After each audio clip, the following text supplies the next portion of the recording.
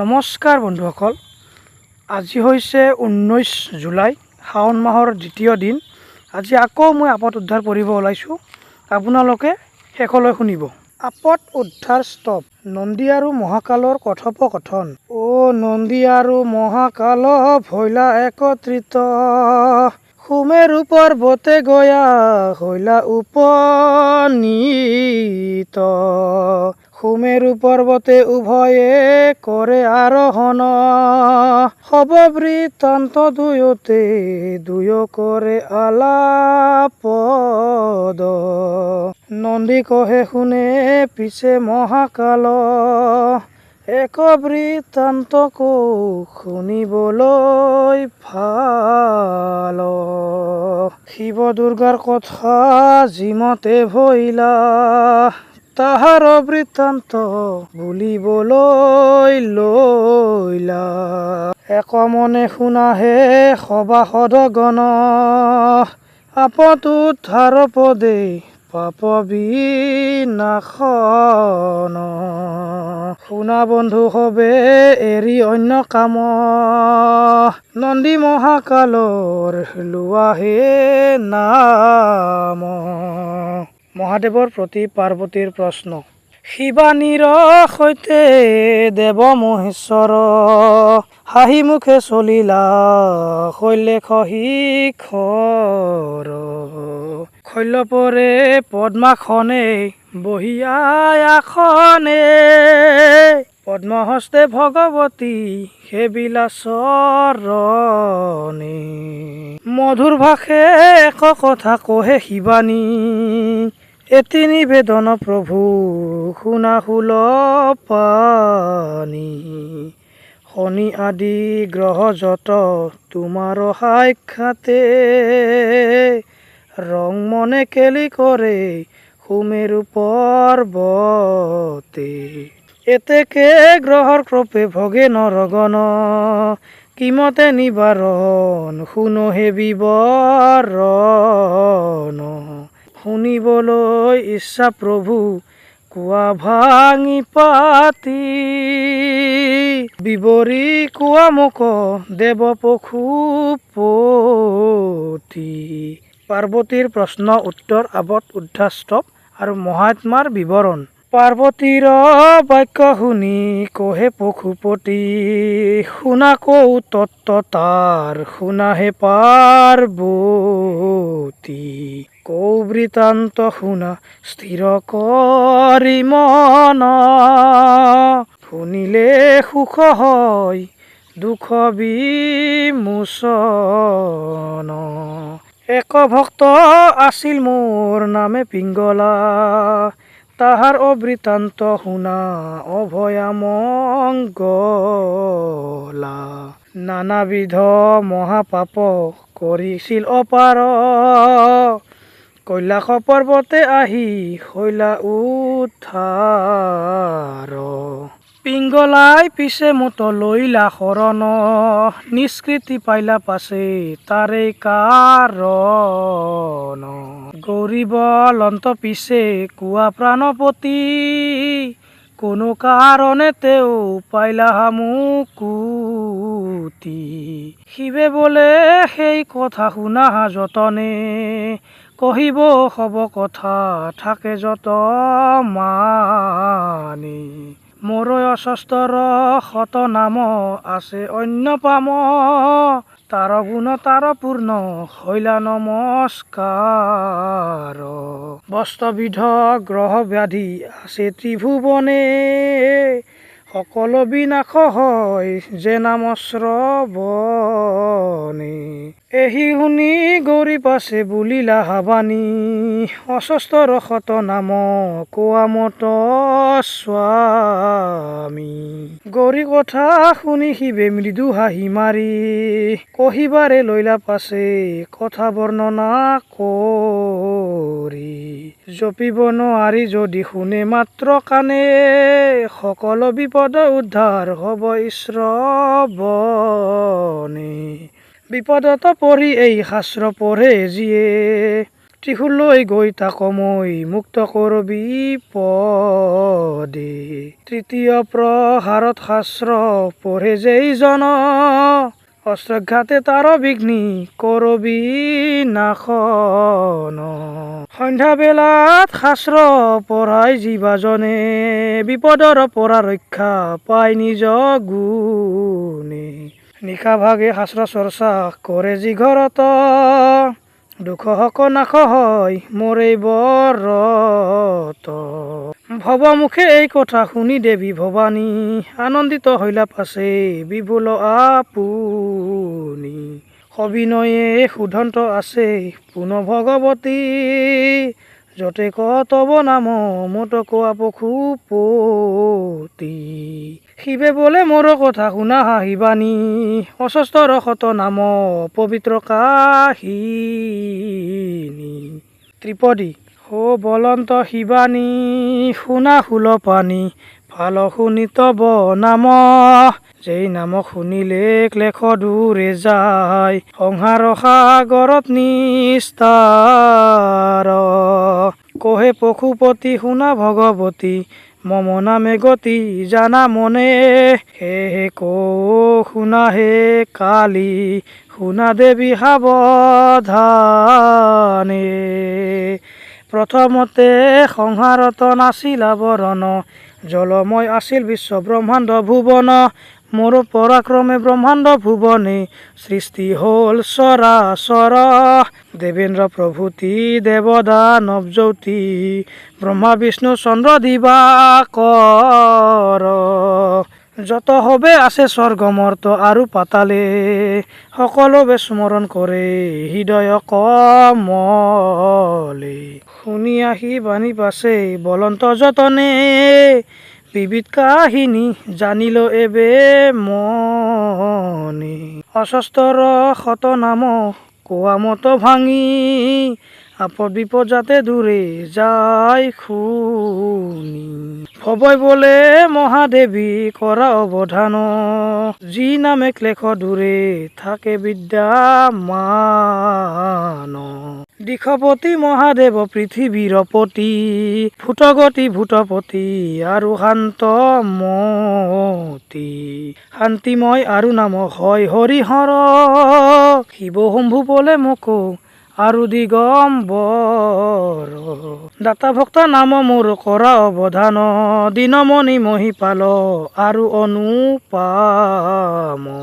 ভৈৰৱৰ প্ৰভু বুলি জানা হে শিৱানী, আহুতক কৃপা সিন্ধু আৰু শূল পানী। ভূত চক্ৰ ভূতপতি আৰু খৰ্গেশ্বৰ, ক্ষেপাখ্যাতি বুলি মই চৰাচৰ। শ্ৰী অংগ কলা বুলি মই কাল কালময়, ত্ৰিশূলধাৰী নাম আৰু সদা দয়াময়। ভৰণীৰ নাম মোৰ অতি মনোৰম, জগত পালন নাম বিষ্ণুৰ ভৱন। আন নাম গৌৰীবৰ জানে সৰ্বজনে, কল্পজাত কল্পময় জানে ত্ৰিভুৱনে। সংহাৰৰ নাশক নামে খ্যাত সংহাৰে, কৃপাধাৰী বুলি জানে সবে মোৰে। ৰমণী প্ৰমগ্ন বুলি আৰু এক নাম, সৰ্বদেৱই অধিকাৰী সুন্দৰ সুঠাম। সকলোৱে নাম লয় ত্ৰিজগত ভৰি, ত্ৰম্বক নামে মোক মাতে ত্ৰিপুৰাৰী। বাঘ চৰ্ম পৰিধাৰক বুলি কবেহে জানে, বৃষভ বাহন বুলি মোক সৰ্বলোকে মানে। দিন দুখী বুলি মোৰ আৰু এক নাম, জ্ঞানী হবে মাতে মোক নৱঘন শ্যাম। বিঘ্নহাৰী নাম মম জানা হে শিৱানী, আৰু এক নাম কহো বিভুল পানী। ত্ৰিশূলধাৰী বুলি বিদিত ভুৱনে, আন নাম চণ্ডীবৰ জ্ঞাত সৰ্বজনে। যমৰাজ কাল যম হয় মোৰ নাম, হব মৰা মম নামে বিদিত ভুৱন। যোগী শ্ৰেষ্ঠ বুলি দেৱী জানা হামকে, যোগেশ্বৰ বুলি মাতে ব্ৰহ্মাণ্ডৰ লোকে।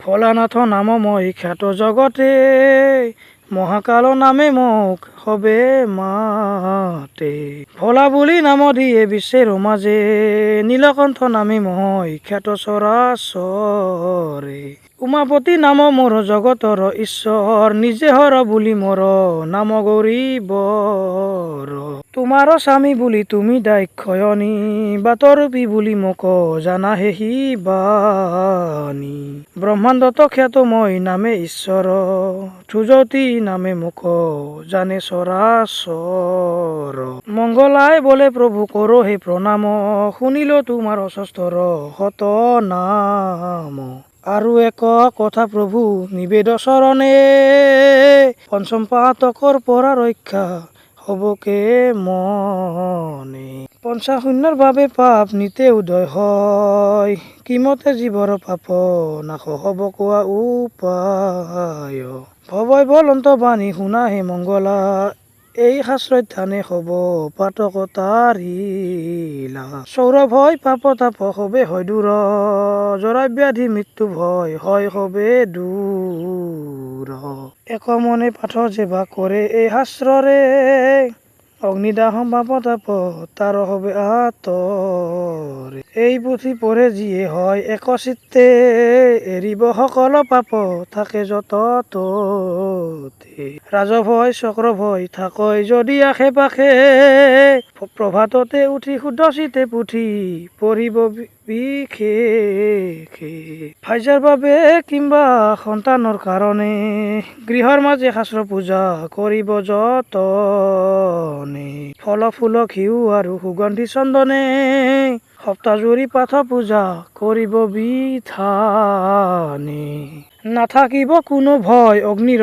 সংশয় শনি ৰাহু কেতু গ্ৰহ এৰিব নিশ্চয় সংসাৰৰ মাজত ভয় যত তত চৰণ প্ৰহাৰে মই কৰো হত তোমাতো ভাঙিলো প্ৰিয়ে কহিলো বিশেষ সৰ্বগ্ৰহ গ্ৰহ ৰিষ্ট কৰো তাৰ শেষ ময়ে ৰাতি ময়ে দিন চন্দ্ৰ পুৰন্দৰ ময়ে বেদ ময়ে বিষ্ণু ময়ে মহেশ্বৰ ময়ে ব্ৰহ্মা ময়ে বায়ু ময়ে জ্যোতিৰ্ময় সংসাৰত সবকে সৃষ্টি কৰিল নিশ্চয় ময়ে লতা ময়ে বৃক্ষ ময়ে পাত যত ময়ে পক্ষী ময়ে পক্ষু বিশ্বময় স্থিত মোৰে বাবে নদ নদী স্ৰোত বৈ যত স্ৰোতিৰূপে মই ছত্ৰ ধৰিছো স্বৰ্গ মৰ্ত দুৰ্বলৰ বল মই সবলৰ কাৰণ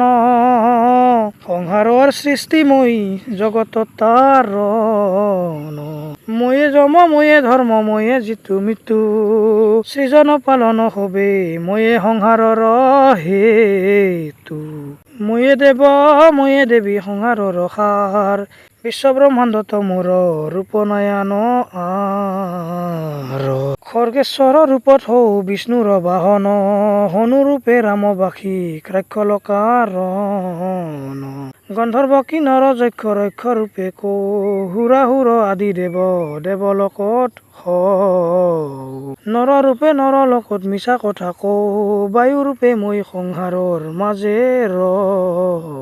ময়ে স্বৰ্গ ময়ে মৰ্ত ময়ে পাতাল বনকা নন যত ময়ে গহন জংগল শিৱে বলন্ত কথা শুনিলা মংগলা পঢ়িব মোৰ শাস্ত্ৰ বিপদৰ বেলা সংসাৰ সাগৰত নিস্তাৰিব অৱহেলা জৰা ব্যাধি বিপদত পৰে যদি নৰে পঢ়িব এই শাস্ত্ৰ হুয়া একান্তৰে সত্যকাৰী তিনিবাৰ কহিল তোমাত দুখ দূৰ হব যদি নাচাৰে আমাত দাৰা পুত্ৰ কন্যা আদি পাই যেই জন ৰতন মানিক পাই বহু মূল্য ধন অস্তৰ হত নাম যেই নৰে লয় তিল মাত্ৰ পাপ তাৰ দেহে যেন ৰয় কহিল মংগলা দেৱী জানিবা নিশ্চয় আপদ নাহি তাৰ হব সম্প্ৰদায় মিলন আৰু এটি কথা কৰা অৱধান পঞ্চাশূন্য পাপ আছে যতেক প্ৰধান অঞ্চলে কৰিয়া বীজ যেইজনে সিচয় আপোনংগত যেই আপুনি বজায়। এই পঞ্চাশূন্য মহাপাপত আৰু প্ৰধানে গুচিব আপদ যদি পৰে মনে। প্ৰথমে শুনিলা কথা পাৰ্বতী সুন্দৰী, ভৈলন্ত অতীব সুখ যত গ্ৰহ তৰি। উমাপতি কহিৰান্ত মংগলাই জানিলা, নন্দী মহাকালে তাক পৃথক কৰিলা। আৰু কত হত লোকে তাৰিলা আপাৰ, মৰ ঈশ্বৰিতে হয় আপদ উদ্ধাৰ। অহংকাৰী সৰ্বদৰ্প হব যে দূৰ, তোমাকো কহিলো দেৱী গৰ্ব হব চূৰ। যেইজনে পঢ়ে শাস্ত্ৰ মাহে কতে বাৰ, শনিগ্ৰহ হয় তাৰ ঘৰে নকৰে সঞ্চাৰ। মাহত 2 বাৰ শাস্ত্ৰ পঢ়ে জীৱানৰে, জনমতই আপদ নহব তাৰ ঘৰে। মাহে 3 বাৰ যদি পঢ়ে মনে, ৰাজলক্ষ্মী তাৰ ঘৰে বাৰে দিনে দিনে। এই বুলি কহয় নন্দী শুনা মহেশ্বৰ, অস্তৰ শত নাম কহিল বিস্তৰ। এই গ্ৰন্থ পাঠ বা শ্ৰৱণ যেই কৰে, সকলো পাতক দূৰ হয় তাৰ ঘৰে। সতেক জন্মৰ পাপ হয় বিমোচন, পবিত্ৰ হয় তাৰ বংশ ইয়াৰে কাৰণ। ধন ধান্য পুত্ৰ কন্যা দ্বাৰা বন্ধু তাৰ, দিনে দিনে গৃহৰ মাজে হয় যে বিস্তাৰ। এই পুথি পঢ়িলে দুখ হয় বিমোচন, দুষ্মান তাৰ ঘৰে নহয় কদাচন। এই শাস্ত্ৰ পঢ়ি মুক্তি পাইলা পিংগলা, স্বৰ্গপুৰে দিলা স্থান অভয়া মংগলা। কোটি গৰু দান যেই পুণ্য কৰে যিজনে, এই পুণ্য লাভ কৰে শাস্ত্ৰ অধ্যয়নে। 112 গংগাস্থানে যি পুণ্য হবই, এই পুথি পঢ়ি তাক লভিব নিশ্চয়। শিৱৰ ভক্তি দৃঢ় ভক্তি ৰাখে যেইজন, নিত্য পাঠ কৰে অথবা কৰই শ্ৰৱণ। 10 জন্মৰ পাপ তাৰ সদা নাশ পায়, দেহে অন্তে মুক্তি পায় কহিল নিশ্চয়। স্নান কৰি এই পুথি পঢ়ে যিজন, প্ৰকৃততে মহাপুণ্য সেই কৰে অৰ্জন। কত কপিলা দানে যে ফল পায়, সেই পুণ্য লাভে পথনে নিশ্চয়। জ্ঞানী বা অজ্ঞানী কৰে যদি শ্ৰৱণ, দিব্যগতি লভিব শেষে বৈকুণ্ঠে গমন। পূজা কালে শাস্ত্ৰ পাঠ কৰে যদি ভক্তিতে, বেদ পাঠৰ ফল লভে সেইজনে জগতে। মন্ত্ৰীহীন ক্ৰিয়াহীন যেইজন দুৰ্মতি, এই শাস্ত্ৰ পঢ়িলে সিজনে লভে দিব্য গতি। শিৱালয়ে শিৱৰ গৃহে গয়া ভক্তি ভৰে, অথবা দেৱীৰ গৃহে একান্তই অন্তৰে। অস্তৰ শত নাম কৰিলে কীৰ্তন, অখিল পাতক তাৰ হয় বিনাশন। আৰু এক কথা কওঁ শুনা মহাকাল, এই শাস্ত্ৰ যিজনে পঢ়ে সংসাৰৰ জাল। মুক্তি হয় কৰতল সদা সৰ্বক্ষণ, ৰাহুকেতু বিঘ্ন দূৰে কৰে পলায়ন। কলিকালে এই পুথি খবৰ প্ৰধান, ইয়াৰ বাহিৰে কোনো নাই পৰিত্ৰাণ। যজ্ঞ দানতেহে তুষ্ট নহয় মহেশ্বৰ, এই শাস্ত্ৰত পৰন্তুষ্ট প্ৰভু দিগম্বৰ। এই শাস্ত্ৰ নামানে যিয়ে সংসাৰৰ ভিতৰে, মহাপাপী বুলি খ্যাত হয় চৰাচৰে। যাৰ ঘৰত থাকে এই পুস্তক ৰতন, তাৰ পূজা গ্ৰহণ কৰে শিৱ ভগৱান। কলি প্ৰৱেশ নকৰে কভু তাৰ আগাৰে, এই হেতু পঢ়িব পুথি ভক্তি সহকাৰে। সৰ্বকালে পৰিপূৰ্ণ ইহবত হয়, কি কম শাস্ত্ৰৰ গুণ কবলৈ নহয়। ব্ৰহ্মা আদি দেৱ হবে কৰে কীৰ্তন, পাইছিল শ্ৰেষ্ঠ পদ অমৰ ভৱন। পুৰাণ আৰু বেদ পাঠে যত ফল হয়, এই শাস্ত্ৰ পঢ়ি তাক লভিব নিশ্চয়। প্ৰভাততে নিত্য পঢ়ে যেই মহামতি, নাশ হয় দিবাকৃত পাতক সংহতি। শুদ্ধ মনে এই পুথি কৰিয়া লিখন, বিপ্ৰহস্তে যদি কেবে কৰৈ অৰ্পণ। চতুৰ্বৰ্গ ফল পাই সেই মহামতি, সন্দেহ নহয় ইটো শিৱৰ ভাৰতী। জগতৰ উপকাৰ হেতু প্ৰচলন প্ৰকাশ হ'ল এই শাস্ত্ৰ মনোৰম। শিৱমুখে সন্মুখিত এই পুথি হয় শ্ৰোতব্য আৰু পঠনীয় এই পুথি নিশ্চয়। ধৰ্ম কৰ্ম মুখ্য অৰ্থ আদিৰ বাবদে লভিব হৰিষ লোকে জানিব জগতে। এই মতে দিব্য শাস্ত্ৰ কৰিলা কীৰ্তন নন্দী মহাকাল দুয়ো কৰিলা গমন। আপদ উদ্ধাৰ চৰিত সৰ্বগ্ৰন্থ সাৰ নন্দী মহাকাল দুয়ো কৰিলা প্ৰচাৰ। সাংগ হ'ল এই গ্ৰন্থ হৰিষয়ন্তৰে শিৱ প্ৰতি ভক্তি ৰাখো যুগ যুগান্তৰে। নন্দী মহাকাল আৰু শিৱানীৰ প্ৰতি চক্ৰই ৰাখিলা ভক্তি চৰণত অতি। শিৱ পাৰ্বতীৰ পদে কৰিও উন্নতি চৰিত পুথি শুনে মহামতি। চৰিত পদ চালিত যত বৰ্ণয় শুদ্ধ দেখিবাহাৰ শিৱ মংগলাৰ পদে সকল খমিবা। হে জানি সবে মিলি এৰি অন্য কাম শিৱ চৰিত পঢ়ি বলা ৰাম ৰাম। চৰিত পদ চালিত যত বৰ্ণয় শুদ্ধ দেখিবাহাৰ শিৱ মংগলাৰ পদে সকল খমিবা।